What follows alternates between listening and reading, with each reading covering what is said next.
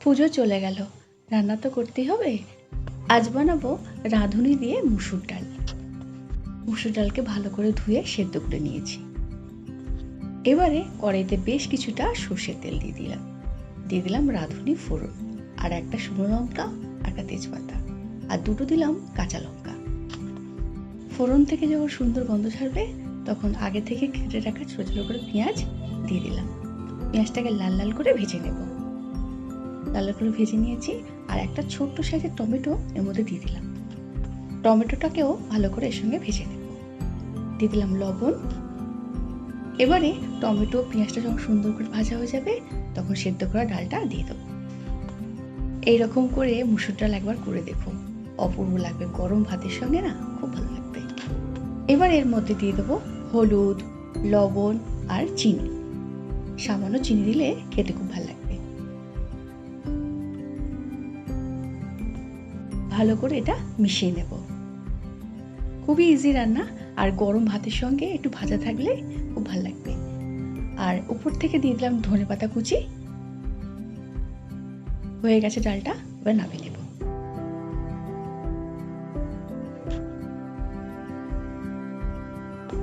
পুজোর মধ্যে তো অনেক কিছু খাবার খাওয়া হয়েছে। ঘরোয়া খাবার জন্য মানে মন চুকচুক করছিল, কবে ঘরোয়া খাবার খাবো। এই ডাল হয়ে গেছে, নামিয়ে নিয়েছি দেখো। এবারে করে নেব ছানার ডালনা। আগের দিনে দুধটা কেটে গেছিল, সেই জন্য এটাকে ছানা বানিয়ে নিয়েছি। ছানা থেকে ভালো করে জল ঝরিয়ে নিয়েছি। এবারে ছানার মধ্যে লবণ, সামান্য হলুদ গুঁড়ো, লঙ্কার গুঁড়ো, সামান্য চিনি আর একদম অল্প পরিমাণে একটু বেসন দিয়েছিলাম, যাতে ধরে না যায়, সেই জন্য আমি বেসনটা দিয়েছিলাম। একেবারে কম আছে এটা করতে হবে, আর সামান্য বেসনটা দিলে না নিচে থেকে ধরে যাবে না। এই দেখো হয়ে গেছে, আস্তে আস্তে করে নামিয়ে নিয়েছি। এবারে বড় বড় করে আলু কেটে দিয়েছিলাম, সেটাকে লাল লাল করে ভেজে নিয়েছি লবণ আর সামান্য হলুদ দিয়ে। এই দেখো লাল লাল করে ভেজে নিয়েছি, এবারে তুলে নেব। এবারে ওই তেলের মধ্যে দিয়ে দেবো আদা বাটা। আদাটা যখন হালকা ভাজা হবে তখন দিয়ে দেবো একটা ছোট্ট সাইজের টমেটো কুচো করে কেটে রাখা। যেহেতু এটা নিরামিষ করবো সেজন্য এটা আমি আদা টমেটো দিয়ে করলে ভালো লাগবে খেতে। আর তখন আমি ফোড়নটা দিতে ভুলে গেছিলাম, সেই জন্য আমি তেলটা একটুখানি সাইড করে নিয়েছি।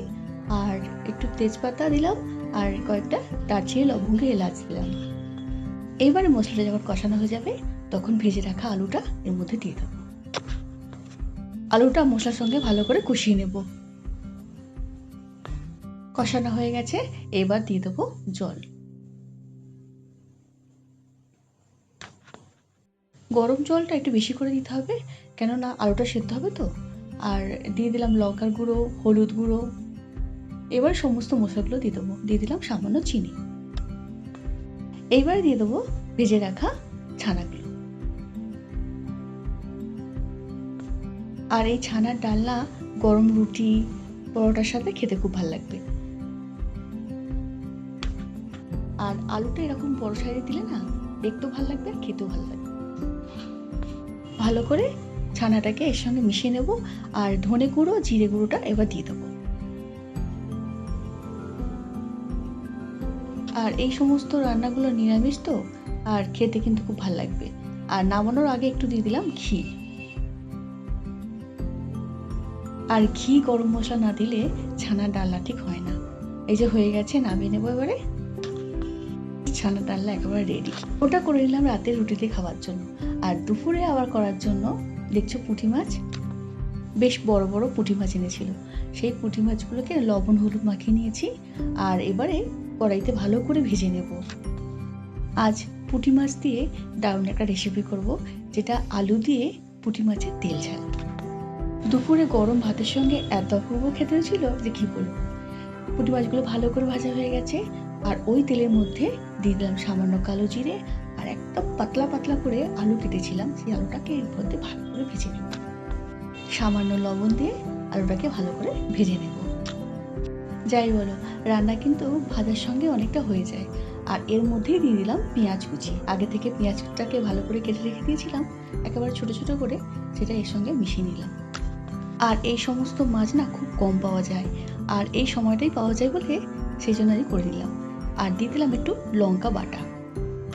মানে কাঁচা লঙ্কা বাটা। এর মধ্যে আমি লঙ্কা গুঁড়োও দেবো, কাঁচা লঙ্কা দিলে না খেতে খুব ভালো লাগবে। পেঁয়াজটাকে আর আলুটাকে সুন্দর করে লাল লাল করে ভেজে নিয়েছি। এবার দিয়ে দিলাম গরম জল, বেশ কিছুটা গরম জল দিলাম যাতে সমস্ত কিছু সেদ্ধ হয়। আর দিয়ে দিলাম হলুদ গুঁড়ো, আর দিয়ে দিলাম লঙ্কার গুঁড়ো। আর কোনো মশলা আমি দেবো না। আর তো পরিমাণ মতো লবণ দিয়ে দিলাম। এবারে ভেজে রাখা পুঁটি মাছটা দিয়ে দিলাম, ভালো করে এর সঙ্গে মিশিয়ে নেব। এবারে নামানোর একটু আগে দিয়ে দেবো সর্ষে বাটা। সর্ষে বাটাটা এর সঙ্গে ভালো করে মিশিয়ে দিয়েছি।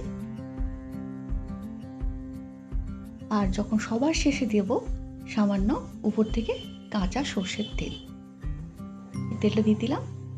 হয়ে গেছে, এবারে আমি নামিয়ে নেব।